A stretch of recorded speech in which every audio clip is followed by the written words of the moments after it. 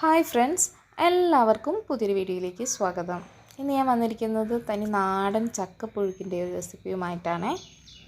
ഇപ്പോൾ ചക്കയുടെയൊക്കെ സീസണാണല്ലോ. അപ്പോൾ പണ്ടത്തെ ട്രഡീഷണൽ രീതിയിൽ എങ്ങനെയാണ് ചക്കപ്പുഴുക്ക് ഞങ്ങളുടെ നാട്ടിലൊക്കെ ഉണ്ടാക്കുകയെന്ന് നോക്കിയിട്ട് വരാം. വീഡിയോ സ്കിപ്പ് ചെയ്യാതെ കണ്ട് നിങ്ങളുടെ നാട്ടിലും ഇങ്ങനെയാണോ ചക്കപ്പുഴുക്ക് ഉണ്ടാക്കുക എന്നൊന്ന് കമൻറ്റ് ചെയ്തേക്കണേ. ഇങ്ങനെയല്ലെങ്കിൽ ഇതിൻ്റെ വ്യത്യാസം ഒന്ന് പറഞ്ഞു തരണേ, അപ്പോൾ എല്ലാവർക്കും മനസ്സിലാവുമല്ലോ. വരൂ, നമുക്ക് പെട്ടെന്ന് തന്നെ റെസിപ്പിയിലോട്ട് പോവാം.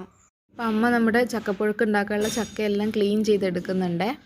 സ്വന്തം വീട്ടിൽ വന്നു കഴിഞ്ഞാൽ പിന്നെ അമ്മമാരുണ്ടാക്കുന്നത് കഴിക്കാനാവുമല്ലോ മക്കൾക്ക് ഇഷ്ടം. കൂടാതെ ഇതുപോലത്തെ നാടൻ റെസിപ്പീസൊക്കെ അമ്മ ഉണ്ടാക്കുന്ന ടേസ്റ്റ് നമ്മൾ എത്ര ഉണ്ടാക്കിയാലും കിട്ടില്ല. അതുകൊണ്ട് തന്നെ ഇങ്ങനത്തെ കുക്കിങ്ങൊക്കെ അമ്മയ്ക്ക് തന്നെ വിട്ടുകൊടുക്കും. ചക്ക മുറിച്ച് അതിൻ്റെ ഊനൊക്കെ അരിഞ്ഞ് പശയൊക്കെ തുടച്ച് മാറ്റി ഇതുപോലെ ചുളകൾ സെപ്പറേറ്റ് ആക്കി ഇടുന്നുണ്ട്. ഞങ്ങളിവിടെ ചക്കപ്പുഴുക്ക് വയ്ക്കുമ്പോൾ അതിൻ്റെ ചവണിയും കുറച്ചുകൂടെ എടുക്കും. ഞങ്ങളതിന് ചവണി എന്ന് പറയുക. അതിൻ്റെ ചക്കയുടെ പുറത്ത് വൈറ്റ് കളറിൽ ചെറിയ നാര് പോലെ കാണുന്നില്ലേ, അതും എടുക്കാറുണ്ട്. മുഴുവനായിട്ട് എടുക്കില്ല, കുറച്ചൊക്കെ എടുക്കാറുണ്ട്. അപ്പോൾ ചക്ക കൂട്ടാനൊരു പ്രത്യേക ടേസ്റ്റാണ്. ഫുള്ള് ചക്കയും ഇങ്ങനെ ചുള ഇരിഞ്ഞ് വെച്ച് കഴിഞ്ഞാൽ നമുക്കിത് മുറിച്ചെടുക്കാം. ഓരോ ചുളയും എടുത്ത് അതിൻ്റെ കുരു മാറ്റി ഇതുപോലെ ചെറുതായിട്ട് മുറിച്ചെടുക്കണം.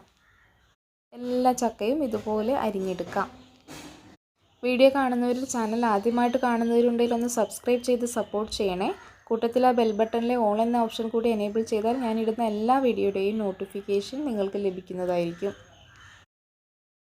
അപ്പോൾ നമ്മുടെ ചക്കയെല്ലാം ഇതുപോലെ അരിഞ്ഞെടുത്തിട്ടുണ്ട്. വളരെ കുറച്ച് മാത്രമേ ചക്കപ്പുഴുക്ക് ഉണ്ടാക്കുന്നുള്ളൂ.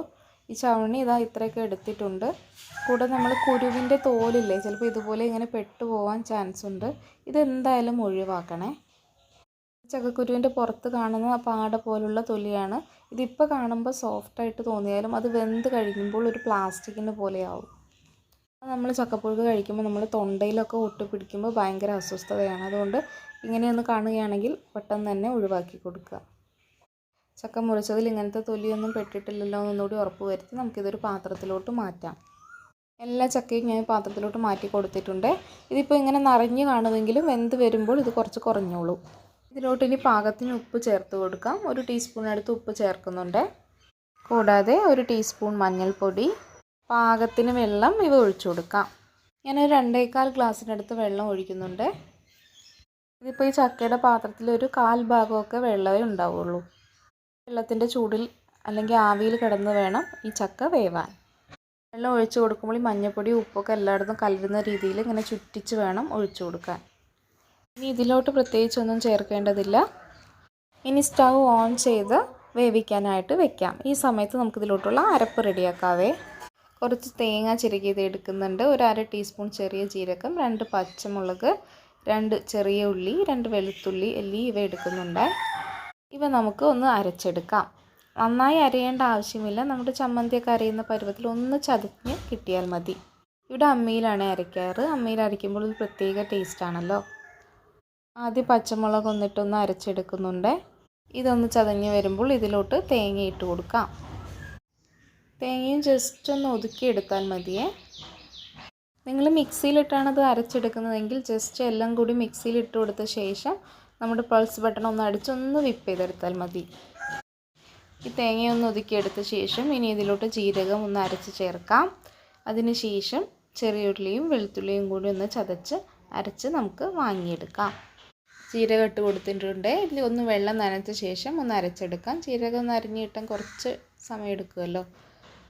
ജീരകം അരച്ച് വെച്ച ശേഷം അതിലോട്ട് ചെറിയുള്ളിയും വെളുത്തുള്ളിയും കൂടി വെച്ച് കൊടുക്കുന്നുണ്ട്. ഇതൊന്ന് ചതച്ചെടുത്ത് എല്ലാം കൂടി ഒന്ന് ഒതുക്കി വാരിയെടുക്കാം. കണ്ടില്ല, ഏകദേശം ഇത്രയും അരിഞ്ഞ് കിട്ടിയാൽ മതിയേ. ഒരു ചമ്മന്തി പരുവത്തിൽ മതിയാകും.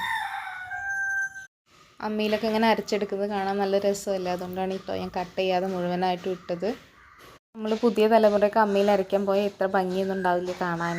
ഈ അടക്കോ ഒതുക്കോ ഒന്നും കിട്ടില്ല, പിന്നെ മടിയാണല്ലോ. എല്ലാം അരച്ചെടുത്ത ശേഷം ജസ്റ്റ് അമ്മി കൂടി ഒന്ന് തുടച്ച് വടിച്ചെടുക്കുന്നുണ്ട്. ഈ വെള്ളം കൂടി നമുക്ക് അരച്ച് വെച്ച തേങ്ങയിലോട്ട് ചേർത്ത് കൊടുക്കാം.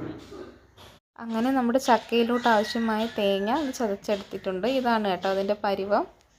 ഒരു സമയം കൊണ്ട് തന്നെ നമ്മുടെ ചക്ക നന്നായി വെന്ത് കിട്ടിയിട്ടുണ്ട്. നന്നായി ഒന്ന് ഇളക്കി കൊടുത്ത് ഇതിൻ്റെ വെള്ളമെല്ലാം വറ്റി നന്നായി വെന്ത് വന്നെന്ന് ഉറപ്പ് വരുത്തിയ ശേഷം നമുക്ക് അരച്ച് വെച്ച അരപ്പ് ഇതിലോട്ട് ചേർത്ത് കൊടുക്കാം. പല ചക്കയും പല ടൈപ്പാണ് കേട്ടോ. പെട്ടെന്ന് വെന്തുടഞ്ഞു പോകുന്ന ചക്കയുണ്ട്, ഇതുപോലെ കുറച്ച് മാത്രം ഉടയുന്ന ചക്കയുണ്ട്. ഓരോ ചക്കയ്ക്ക് അനുസരിച്ച് അതിൻ്റെ വേവും വെന്ത് വരുന്ന പരുവമൊക്കെ വ്യത്യസ്തമായിരിക്കും.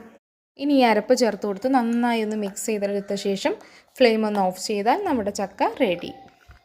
അരപ്പ് പിന്നെ വേവിക്കേണ്ട ആവശ്യമൊന്നുമില്ല കേട്ടോ. ആ ചക്കയുടെ ചൂടിൽ കിടന്ന് തന്നെ വെന്ത് കിട്ടിക്കോളും. ചക്ക ഞാൻ ഒരു പ്ലേറ്റിലോട്ട് വിളമ്പി കൊടുത്തിട്ടുണ്ട്. വളരെ ടേസ്റ്റി ആയിട്ടുള്ള നമ്മുടെ ചക്കപ്പുഴുക്ക് റെഡി. വൈകുന്നേരം നല്ല മധുരമുള്ള ചൂട് കട്ടൻ ചായയുടെ കൂടെയും 10 മണിക്കൊക്കെ കഞ്ഞിയുടെ കൂടെയും കഴിക്കാൻ നല്ല ബെസ്റ്റ് കോമ്പിനേഷനാണ് ഈ ചക്കപ്പുഴുക്ക്. കുറച്ച് മാത്രം വറ്റിട്ട കഞ്ഞിയും ചക്കപ്പുഴുക്കും ഒരു ഉണക്കമീനും ഉണ്ടെങ്കിൽ സൂപ്പറായിരിക്കും. എല്ലാവരും ചക്കപ്പുഴുക്ക് ഉണ്ടാക്കുമ്പോൾ ഇനി വീട്ടിൽ ഇങ്ങനെ ഉണ്ടാക്കി നോക്കി ഫീഡ്ബാക്ക് കമൻ്റായിട്ട് അറിയിക്കുമല്ലോ. കൂടാതെ വീഡിയോ ലൈക്ക് ചെയ്യാനും ഫ്രണ്ട്സിനും റിലേറ്റീവ്സിനൊക്കെ ഷെയർ ചെയ്ത് കൊടുക്കാനും മറക്കല്ലേ. കൂടാതെ ചാനൽ സബ്സ്ക്രൈബ് കൂടി ചെയ്ത് സപ്പോർട്ട് ചെയ്യണേ. വീണ്ടും പുതിയൊരു അടിപൊളി റെസിപ്പിയുമായി കാണാം. താങ്ക്